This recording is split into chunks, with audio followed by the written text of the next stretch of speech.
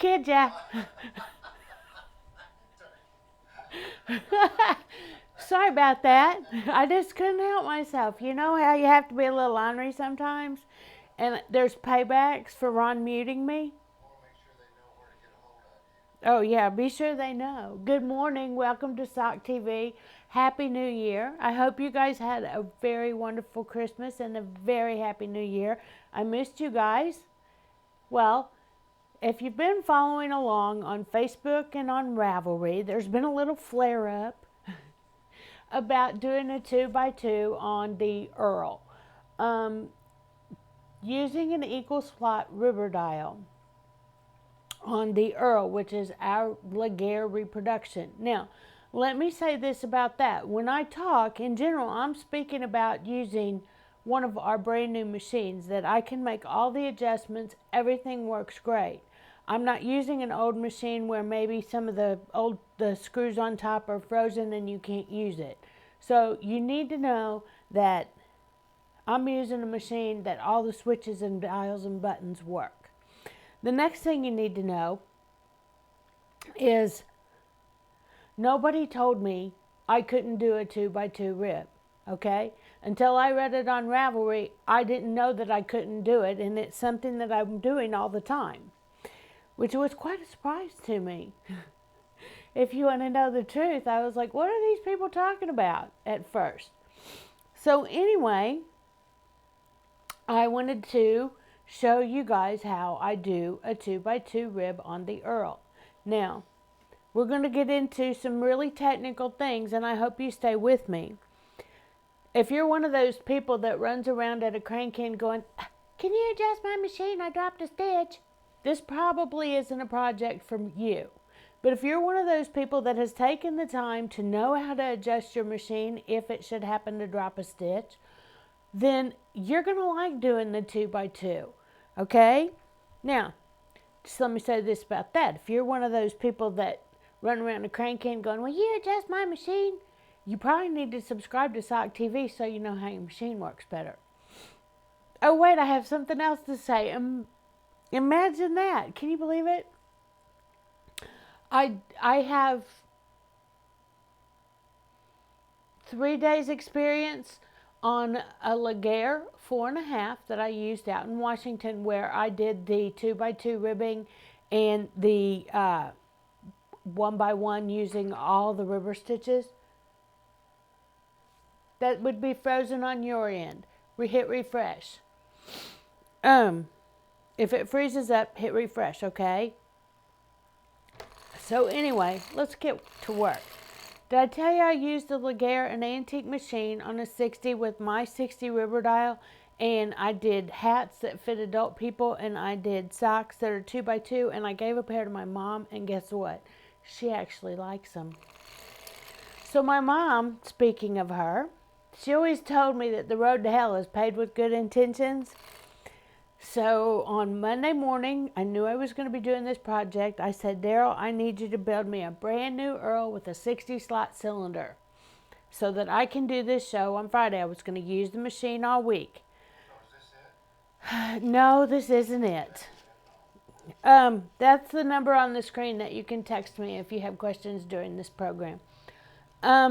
So we got this new lock, and it was smarter than Chief the Welder on the front door at the shop, and I thought that was really funny. Well, guess who the new lock is smarter than now? That would be me. I am locked out of the shop, and the machine I was going to use is at the shop. Okay, so I brought this machine from my house.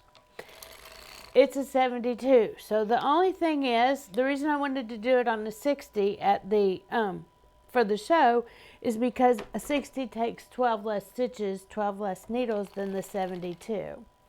So I'm going to set my ribber down in here. I don't know if you noticed, but I'm set up for a 1-1 rib. And I'm going to put every other needle in. Now, I knitted, I guess it was 150 grams of some really, really fuzzy yarn on this machine in the 2x2 pattern. And I have to tell you, That kind of messed it up. I had to take it to the shop and clean it. Thank goodness I took it back home, or I'd be sitting here with no machine in front of you people today. So this one's just back from a little cleanup. So I guess I better check and make sure everything is functioning properly. Now, in order to do a 2x2 rib, like I said, nobody ever really told me I couldn't do it. But then again, nobody ever really told me how to do it, so I just had to make it up on my own, right? So what's that sitting on your left? That new little rack. Hey, did you guys see my little stand? I got this at IKEA. Isn't it cool? Well, because we have to remain mobile here at socktv now, because I have to share my space with this other lady who's doing a cooking show. And I don't know if you've noticed, but it's a little cleaned up around here. I thought Ron and I had a good thing going. He wasn't fussing at me because it was so messy. We boiled some socks last week. You boiled socks last week? You know, you think well, frying them would probably be better. You think you're being funny, but boiled wool is a real thing. Seriously. Okay. I sure would want to eat it. Well, it's for apparel, not consumption.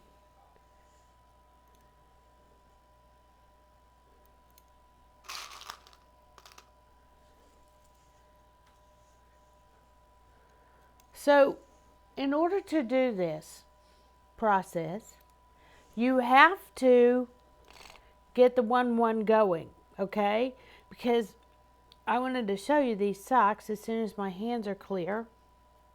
I made these socks yesterday on the machine that I was going to be using today. And then I was going to show you the example with the 6-ply ferner that I got from Daphne. Uh-oh, here he comes.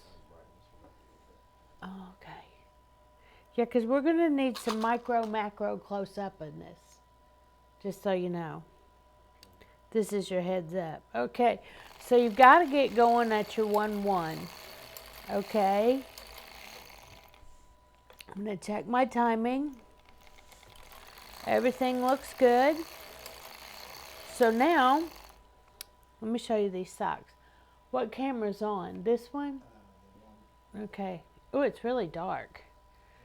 Okay, there it goes. Oh, that's no light brighter. Well, you can't see the beautiful colors of this yarn. Wait, see, look, and here's my tutu top. Seriously, I'm right in the middle of something here.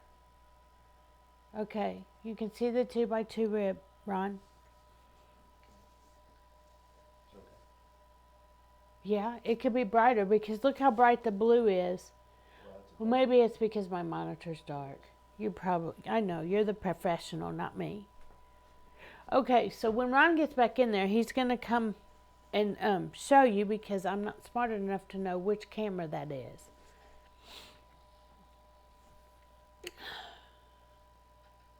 Okay, this is a tutu rib. Now, I'm going to be really honest with you.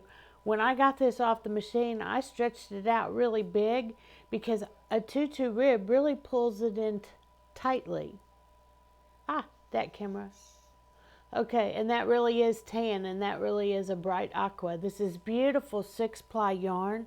I haven't washed it yet, but I can't wait to wash them and wear them. So anyway, this is a tutu rib. Now, I did this yesterday on the ERL at the shop. Okay. I was under the impression that a tutu rib would look just the same on the inside as on the outside. Okay. I was under the impression that a tutu rib would be nice and stretchy. Okay. Now here's where I want you to show the macro close-upness. Okay. I am stretching and unstretching. Now, we're going to get to why, and here's the inside, stretching and unstretching. Okay, this stitch right here, does it look any tighter than these stitches right here? There. Can you get that?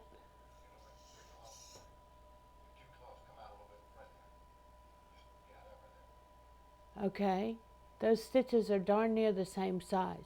Now, my buddy Steve told me to check my size of my stitches with crochet cotton because it doesn't stretch, and then I could measure the length of my stitches. But I didn't get to that. I got a little busy yesterday. So here's what we're going to do. And this is how I recommend that you start. Okay? We have to have a selvage edge, so we're going to do one by one at the very tip top, and then we're going to, what? We're going to do one by one at the very top for like 2 rows, 3 rows, whatever it takes. Then we're going to do the 2, 2 for the rest of the cuff. Okay? Because I want to have a selvage edge. Alright, so I'm going to crank around to the 3 o'clock position, cut my yarn, and bring in some project yarn. I brought this in pieces of this wonderful, you know what, I should get the biggest piece so it doesn't have that splice knit two together inside of it. This is a llama yarn. No, llama. With 2 L's. Let's not get political Yeah, here. you're the one getting political. Alright, pull it through. Pull it through. You know, I could make it easier on myself and have a different color waist yarn because it's very similar to this. But what I'm going to do is I'm going to do my in, my out, and back to the in position. Now, as soon as I go around there, what I'm going to start doing is moving my needles. Now, we're going to go with this camera right here at first. You're going to get, is that better? I got to look at what I'm doing. I know you have a lot of confidence in me. But what I'm doing is I am moving each needle. I like to move the ribber needle first and then scoot the cylinder needle over. Okay? Now,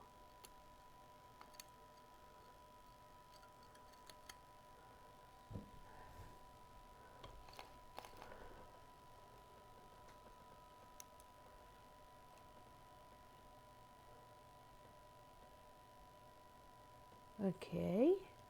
How about now? Did you catch it from a different camera? Are my fat fingers in the way? Whoops, I'm sorry. Okay.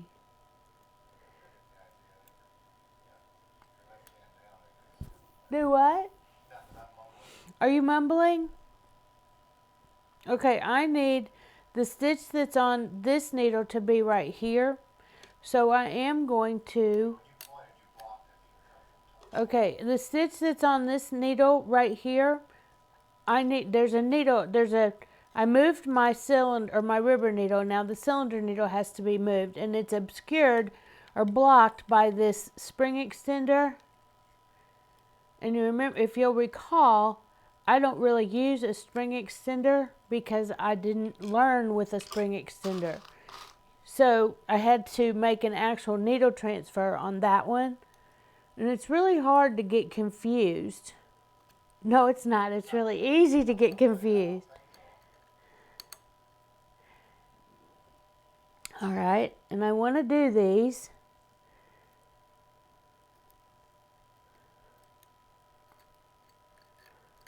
Slowly and deliberately.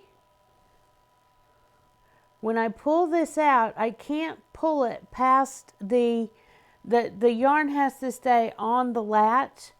If it scoots back off the latch, like when you're transferring from a ribber needle to a cylinder needle, then I have to change out the ribber needle so that the yarn stays in that latch, or I will drop that stitch. Okay? So now I'm going to crank forward, and I hope I haven't missed one. Going around.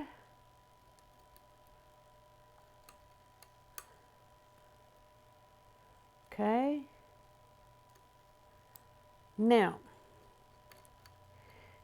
if someone would be so kind as to tell me why this is called a bird beak, I would really appreciate it. This type of river dial is called a bird beak, and I don't have a clue as to why it's called that. But you guys made that up before I came along, right?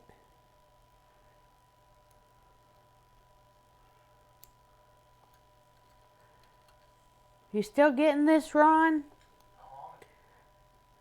Like flies on manure? Well, maybe not quite that. So this morning I went downtown and I went to Cup and Cork to get a little coffee pick me up, you know. And the river, the mist was rising on the river, and it was so pretty. I had to go down and take a picture. We'll share it with us. Okay, just a minute. I don't think my picture did the mist justice. But I went down by the dry dock, and they are back to work. Yes, that's good.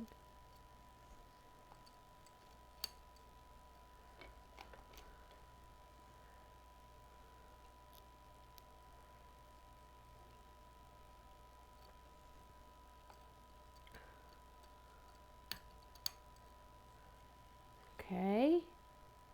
Now this will be my last transfer. And I am saying a little prayer that I paid attention. Ah, I did. And my numbers all worked out. So now we are doing a 2-2 rib. Okay. When you do a 2-2 rib, if you do it at normal sock tension, it's going to be this big around. Okay? So you have to make it really stretchy. Again, remember, nobody ever told me how to do this. I just kind of made it up on my own, and I use what works for me. So in order to give myself more space, I pull the ribber stitch as loose as it will go and still knit. Okay? And now I'm going to watch these stitches knit, mostly because I want to be sure everything is going very well. Okay, now you have to remember that this is a brand new machine. All the buttons work, but you know what? Everything's still a little stiff. Plus, it probably needs a little oil if you want to know the truth. Now, Ron, what I need you to see, first of all, can we do it from over here? How about right there? Okay, can you see this area really, really close? Really, really close. How about that? Right there. Okay, I can't see if you can see it or not. Here's the deal. The people that say it can't be done say that this stitch is too tight, okay, as compared to this stitch, okay? Do you see that? Can you see the tightness of this stitch compared to this stitch? Ron? Yeah, it's there. Okay, because I can't really tell on my monitor. Well, I mean, it's Now let's watch this stitch form. Okay, I don't know if you notice, I am going slow. Once I know that all the stitches are going well, okay, I can speed up. But I have to watch and make sure that everything is going to go okay. Now the other thing you have to realize is that my yarn is wound on a cone. It is wound properly to come into the machine, okay? And now I want to watch over on this side if we can. Can you get right here? Oh, look at that. Okay, let's watch the timing. Can you see it?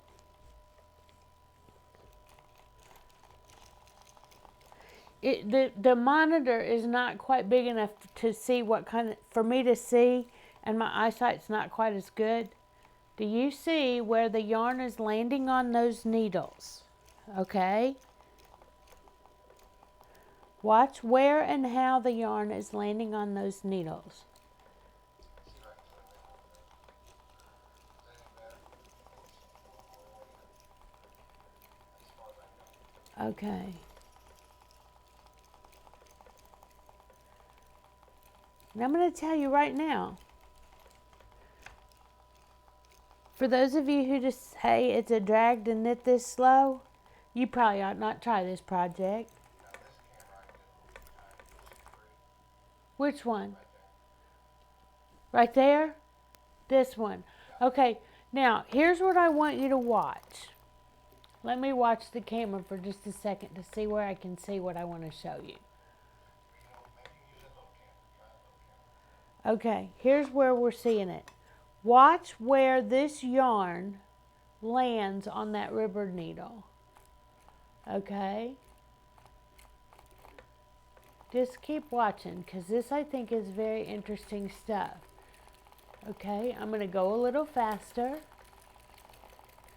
Now, I'm going to be really honest. Right now I'm watching the monitor to see what you guys are seeing. So if I have a problem, I'm not paying attention to what I'm doing. I'm paying attention to what that woman is doing on TV.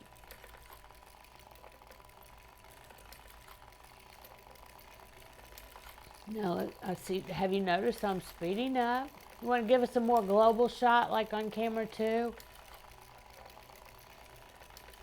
How about that?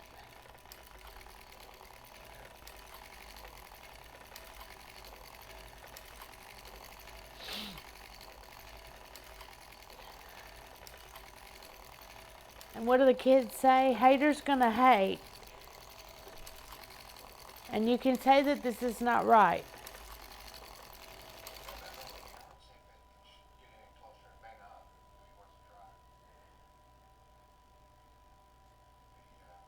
Little camera. Oh, so you want me to hold the camera and crank the machine? Okay, yeah, but it does. Yeah, you might have to come in here and hold it for me. Watch this. You can see the timing.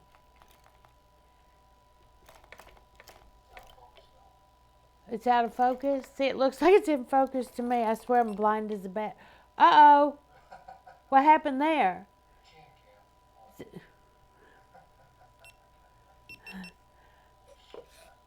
Wait a minute. Somebody must be talking about me. My nose is itching. Okay, point this camera at the right thing. Okay, there. Now I'm going to hold my arm steady. Is that clear?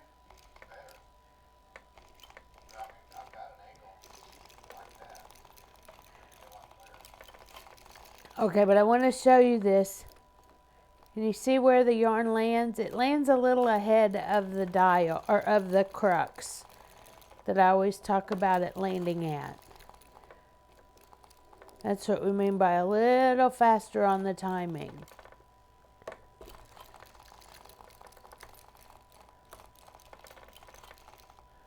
Check out my new shirt. I made it myself.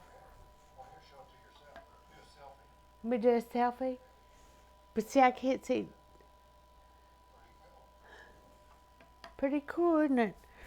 I have this machine. It's called a Silhouette, and I just love it. It's like the best toy ever. Okay. Enough of this chit-chat. I'm going to cut my project yarn, and I'm going to take this off because this is what I want you to see. And I got to get it off real nice and gentle and slow and steady so I don't mess up. This fuzzy yarn was stuck on one needle. Here's what I want you to see about that. Okay.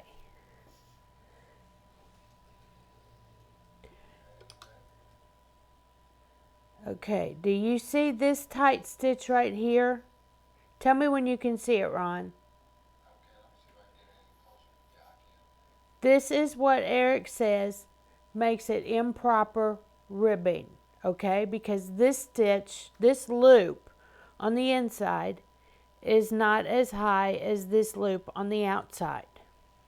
Now, if you look, Okay, yeah, right there. See the stitches and the length and the space in between them? Okay.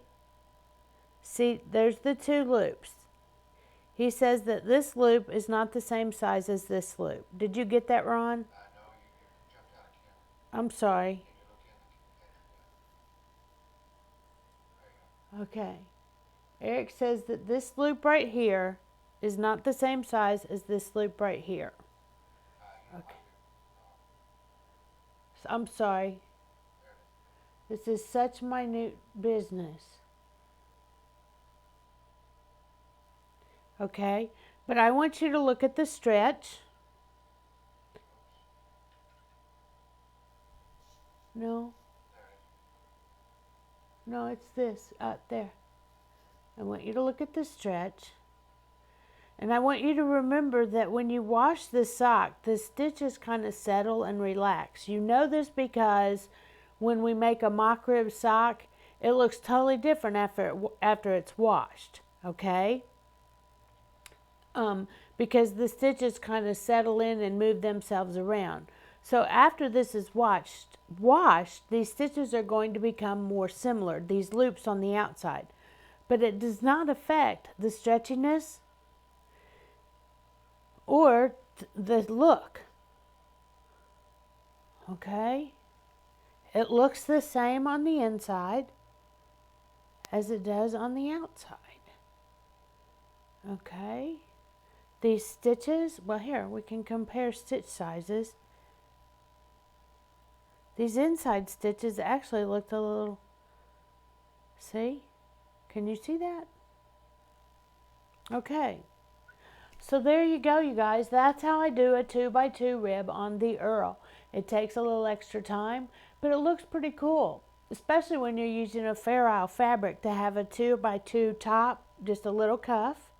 And then you can do your stockinette leg and foot to show off that Fair Isle.